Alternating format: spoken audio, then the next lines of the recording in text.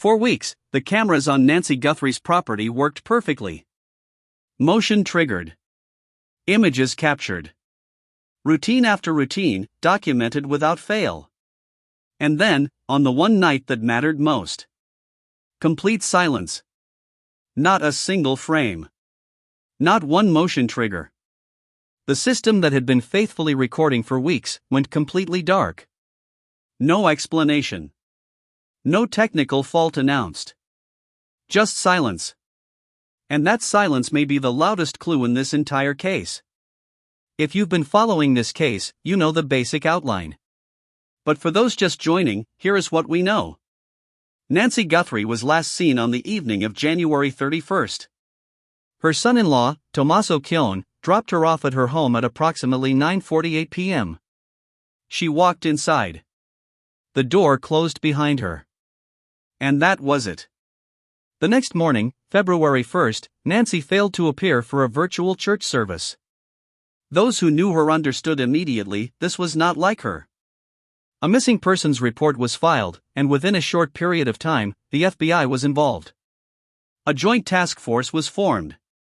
Federal resources were brought in.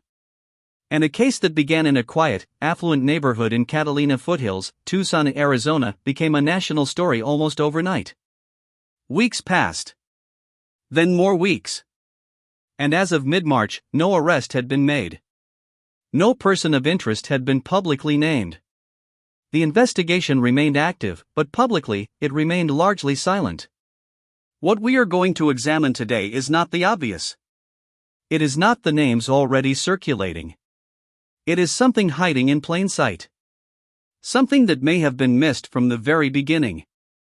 Let's go back to those cameras.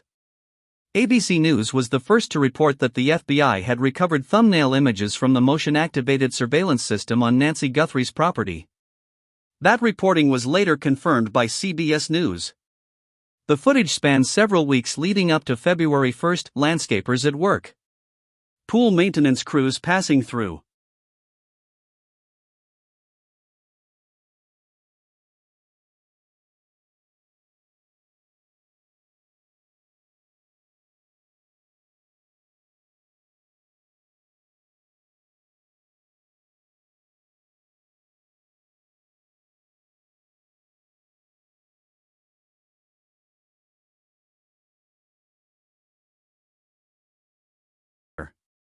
But during the one window of time that mattered most, it went completely dark.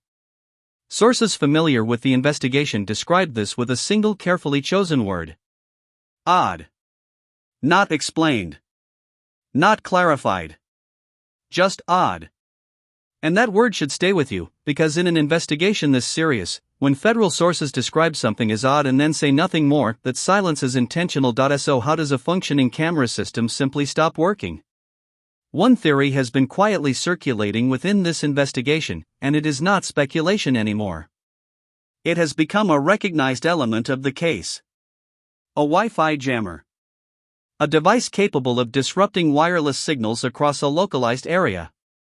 Effectively disabling cameras, Ring doorbells, smart home systems without ever physically touching them. Without ever stepping onto the property. And here is what makes this theory impossible to dismiss. Several neighbors in the area reported internet outages on that same night. Ring cameras failing. Wireless systems going down within the same time frame. This was not isolated to Nancy's property alone. Now consider what that requires. A Wi-Fi jammer is not something you deploy randomly. You need to know the area. You need to know which systems are wireless.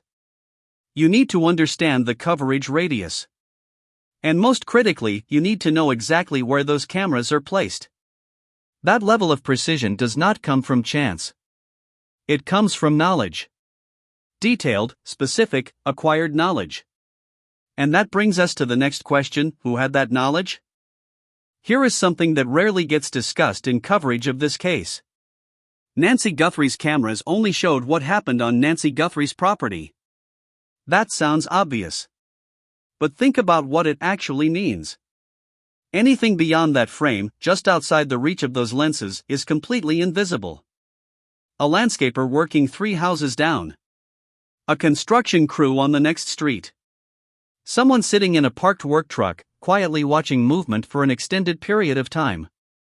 None of that would ever appear in her footage. None of it would exist in the thumbnails the FBI reviewed. This is what can be called the surveillance radius problem. In a neighborhood as open and spread out as Catalina Foothills, the cameras on any single property create a false sense of security. They document what happens inside their frame. But they leave an enormous blind spot just beyond their edges. And here is the unsettling reality. If someone spent weeks observing Nancy from just beyond the camera's field of view, learning her routines, studying her patterns, understanding exactly when she was home and when she was not, that entire layer of surveillance would leave absolutely no trace. No images. No record. Nothing at all. So when sources told reporters that nothing in the footage looked suspicious, that statement is technically accurate. But it is far from the complete picture. On March 13, a gardener who works regularly in the Catalina Foothills neighborhood spoke to a journalist from JLR Investigates. His account was later picked up by the Mirror US and independently reported by the Irish Star. What he said was simple, direct, and deeply troubling given where this investigation stands. He pointed out that pool maintenance workers had been allowed back onto the property, back into the backyard, very shortly after Nancy's disappearance. To him, that felt wrong. Even if the property had been processed and released by investigators, allowing routine service workers back into a potential crime scene that early raised serious concerns about contamination. But that was not the most important thing he said. The most important thing was this. In all the weeks since Nancy Guthrie disappeared, no one in law enforcement had ever come to speak with him. Not once. Not a detective. Not an FBI agent. Not a single investigator had approached him at his home or on a job site to ask what he might have seen. He found that surprising. And you should too. This is a man who works regularly on the very streets where Nancy lived. He knows the neighborhood. He knows the residents. He knows the routines tied to each property, which cars leave at what time, which homes stay occupied, which driveways are quiet in the morning and which are not. He recalled last seeing Nancy somewhere between 8 months and 1 year before her disappearance. A brief, casual moment. A simple greeting in passing. And yet, no one asked him about it. Let's pause and think carefully about this. In neighborhoods like Catalina Foothills, residents live behind a rhythm of privacy.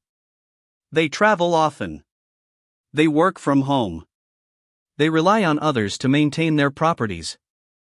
And the people truly moving through these spaces every day are not the homeowners. They are the workers. Landscapers. Pool crews. HVAC technicians. Pest control. Window washers.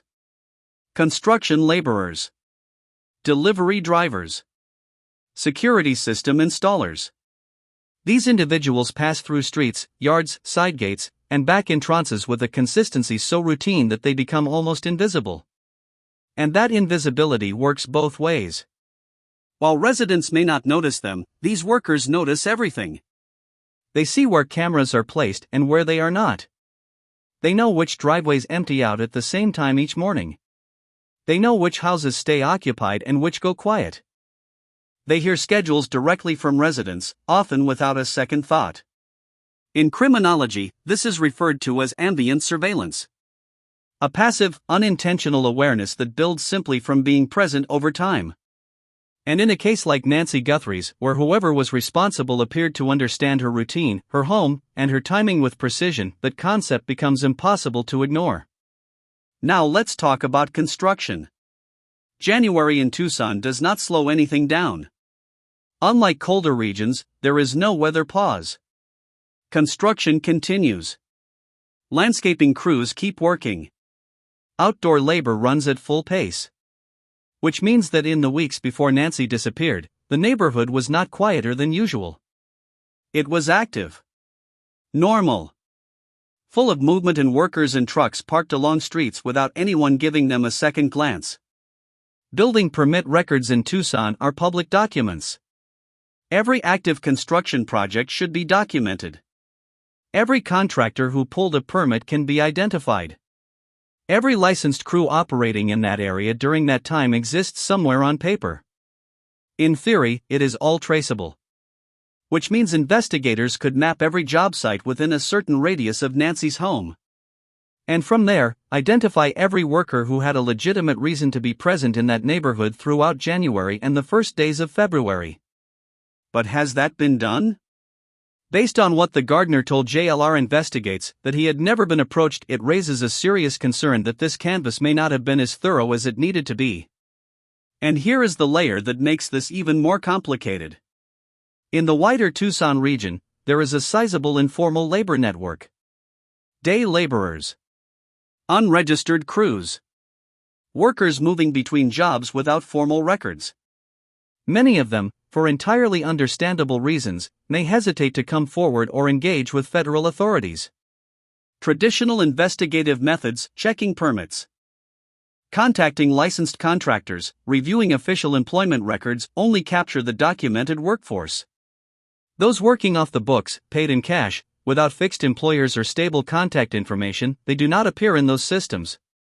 And that means they can easily be missed entirely. If someone in that group saw something important, that information may never reach investigators unless there is a deliberate, on-the-ground effort to reach them directly. The first possibility is the most reassuring. Investigators identified the workers they could trace, collected what they needed, and either ruled out this angle entirely or quietly zeroed in on a specific individual. The gardener who spoke publicly may have simply slipped through a communication gap in an otherwise thorough process. If this is true, the investigation could be significantly further along than it publicly appears. Theory 2, intentionally narrow focus. The second possibility is more strategic. Instead of casting a wide net, investigators may already have a primary suspect. A focused lead. And under that approach, canvassing service workers across the neighborhood was deliberately deprioritized, not because it does not matter, but because attention is concentrated elsewhere. The FBI's silence in these situations is often not absence. It is strategy. Theory 3, real gaps exist. The third possibility is the most concerning. The scale of the neighborhood, combined with the presence of a large informal labor force and the sheer number of people moving through the area over several weeks, may have made a truly complete canvass genuinely difficult. And if that is the case, key witnesses may still be out there. Uncontacted. Unheard. Sitting on information they do not even realize matters. The gardener who spoke to JLR Investigates is not just one voice.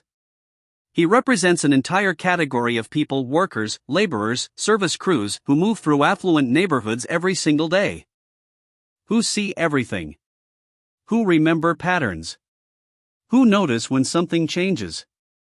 And who, in this case, may not have been asked a single question.